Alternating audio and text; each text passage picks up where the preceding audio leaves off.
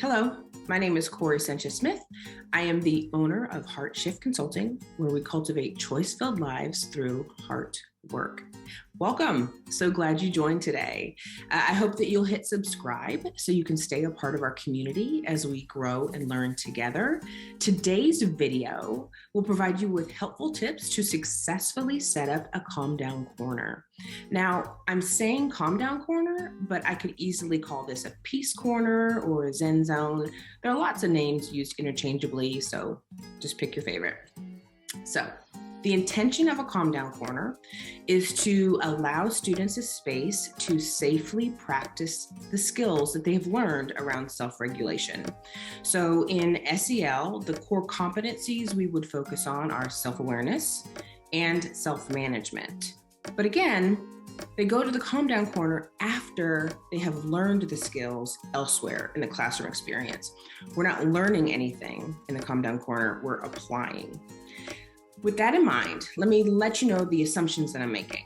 So I'm assuming that as a teacher, you've already set up routines and procedures that have provided safety and clarity for the students, because no one's going to select to go to a corner and be vulnerable if they don't feel safe in the classroom, if they don't know that that is the expectation for everybody. So just a part of the back work that needs to happen before setting up a calm corner or calm down corner. The first tip, start with a class meeting. The class meeting is used for a couple things, but one of them is to introduce the calm down corner. Again, this is a part of your classroom routine. So just like you would talk about procedures that are academically based or just navigating the space around the school or in the classroom, you would do the same for a calm down corner. You'd introduce the idea in a class meeting, preferably in a circle. We do love our circles. And then you would go over whatever the expectations are. You would practice it together as a whole group. So walking there safely, using the materials, and then coming back. Like whatever that looks like, you'd set them up for success by practicing it whole group first. Number 2, create a space that you would want to visit. So I had the lovely opportunity of visiting some schools that were implementing calm down corners for some time. And the thing that I noticed right away was these areas were not forgotten dark parts of the room. They were celebrated as lovely spaces to go and enjoy and get comfortable. So you saw pillows, you saw decorative lights. The thing that I loved was that students were asked to bring family photos. So when they're in a place of emotional regulation, they're looking at the people that they love the most. You'll see things to hug, you'll see things to relax, and you'll see tools that reflect other parts of the school day. For example, if you're teaching an SEL school curriculum, the posters from that curriculum would also be in this corner, so there's continuity. But they were lovely places that you would even want to visit. One of the pictures that I'm showing is of a closet that was repurposed, and the other is in a preschool classroom where they actually bought some furniture that became a cave-like special cozy place to be. So make it special, decorate it, enjoy being there yourself, and know that your kids will want to go there when the time is right. The next thing, fill the space with student-selected items.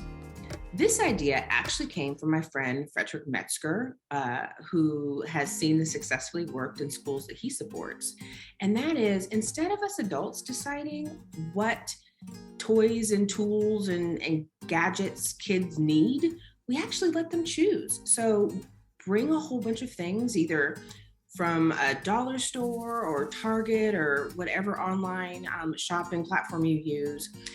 Bring things for them to explore in your class meeting. Have things that they can squeeze, things that they can hold, things that they can manipulate, things that they can fidget with, and let them pick the things they're most drawn to.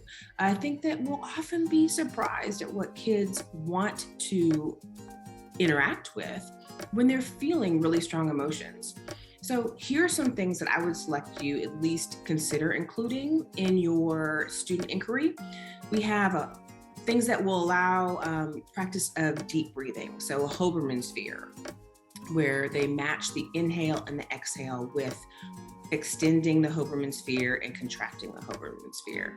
You have glitter bottles where they shake them and then breathe deeply while the glitter is settling. It gives them something to look at. There are options also where you can put in different sensory items for them to focus on as they're calming down.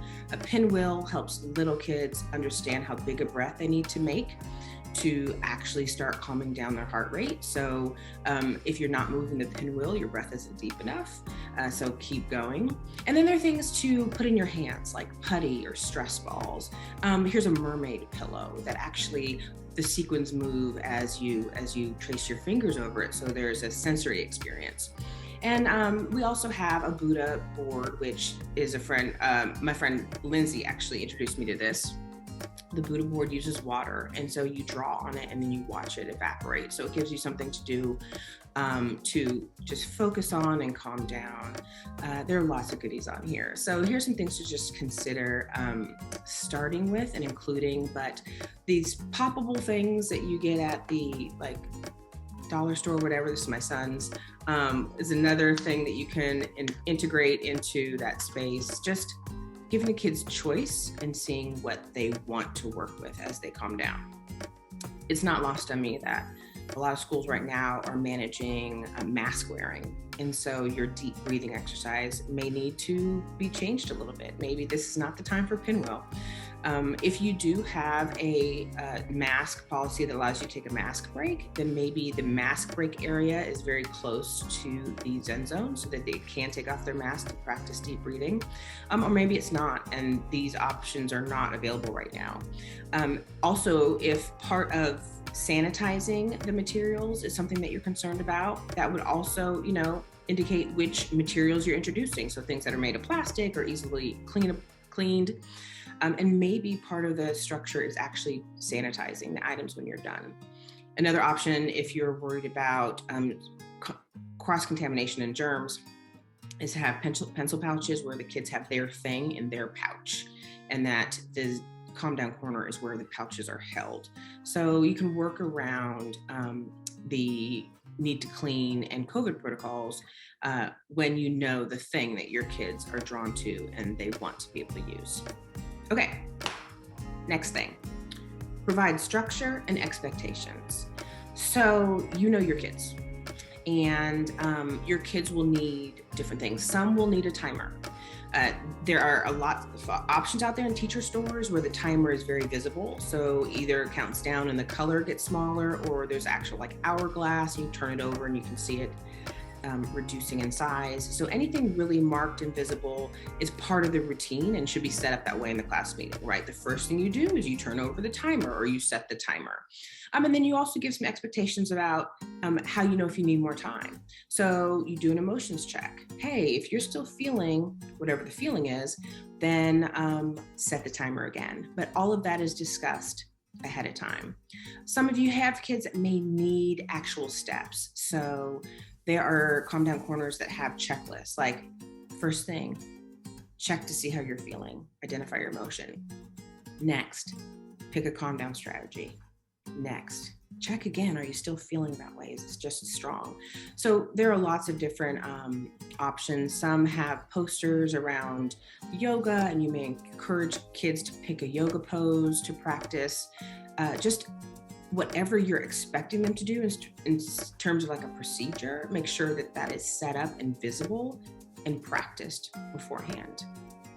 Next, expect the giggles. New things are always fun. The kids will go there when they don't need to, and that's fine. Novelty in the beginning will encourage them to go there and try things and fidget with them and come back and giggle about it and have fun with it. And it will happen, and it's perfectly normal and part of this process. So expect the giggles, expect them to overuse it in the beginning. Eventually it will level out, and it will be a part of the class routine. So don't worry, they're having fun. Next, build time to reflect. This is actually for teachers and students. So when students go into the calm down corner and they pick a strategy to calm down, they're really just trying to settle their heart rate. They're trying to get in the right mental space so they can engage in learning again. Some people put like reflection sheets in the calm down corner where they're like, what did I do wrong? What do I do next? I have some pretty strong feelings about that. First, if I knew what to do enough to fill out a sheet, I wouldn't be in that corner, right? So that's a big question for me. The other thing is sometimes writing is a trigger for students and I've got to write another sheet. That's not necessarily the emotion that we want to elicit. So if journaling and writing is the calm down strategy that works for the student, then yes, by all means, keep blank paper, keep crayons and colored pencils, keep things to draw for those students. But if the writing reflection sheet is only so you can keep track of kids' opportunities to be in the calm down corner, then we've left the purpose, which was self-regulation for the student. So I steer away from the reflection sheets. Also because the reflection and learning from this is communal. So when I say reflect for students, I mean, as a teacher, I check in with that student later in the day, hey, I noticed you took a visit to the calm down corner. Did that work for you? How did it go? Did you find it helpful? What would you do differently next time? Did you like what was in there or should we get some new things? So that's the reflection piece that I encourage, is that you're checking in when the emotion is down to see if it worked for them and really getting some feedback on how they're growing through the process. The reflection for teacher looks a little different. So in your mind, you're taking a mental tally of what students are going there and how often. So do you have the same student going every time math starts? Why is there that pattern? Or do you have a bunch of students going on the same day? Is this day too overwhelming for them? So that would be something that I would think about as a teacher. What pattern am I seeing in my students that I need to adjust on my end, maybe do something a little bit differently? So there you go. Some tips to make your calm down corner successful. Please come back and share with us in the comments below what you did, how it worked, what you do differently, how you'd grow. Let us know. Can't wait to hear. Bye.